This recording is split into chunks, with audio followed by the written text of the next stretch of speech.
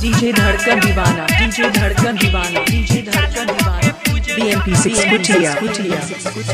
सखी 17 सितंबर बाई जाके बाबा के मूर्ति ले आई। सखी 17 सितंबर बाई जाके बाबा के मूर्ति ले आई।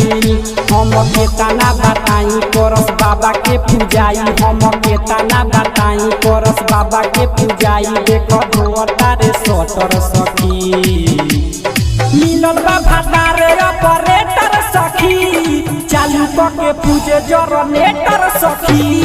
मिलल बा भातारे ऑपरेटर सखी, चालू के पूजे जनरेटर सखी। Mix by Chandan Pandey.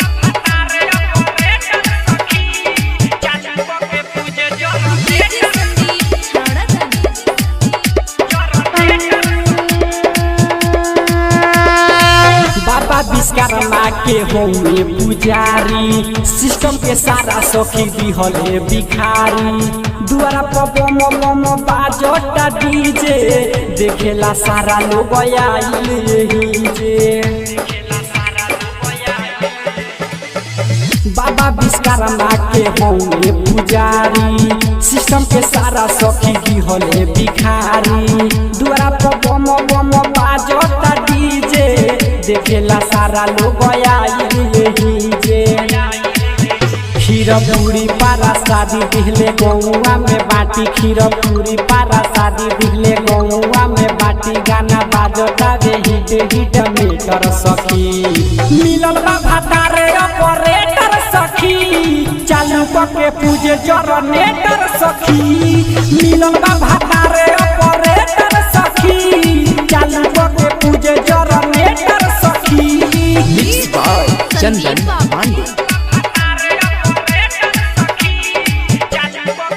DJ Dhadkan Deewana, DJ Dhadkan Deewana, DJ Dhadkan Deewana, DJ Dhadkan Deewana, DJ Dhadkan दीवाना। दीपू पवन के संग हमें बोलवले, राइटर अजीत के हवे बालवर हम चारी। चंदन छए बनल बाबा के पुजारी। ए सखी दुआरा पसैया पाना डाला बनवले, दीपू पवन के संग हमें बोलवले। राइटर अजीत बनल बालवर हम चारी, चंदन छए हवे बाबा के पुजारी।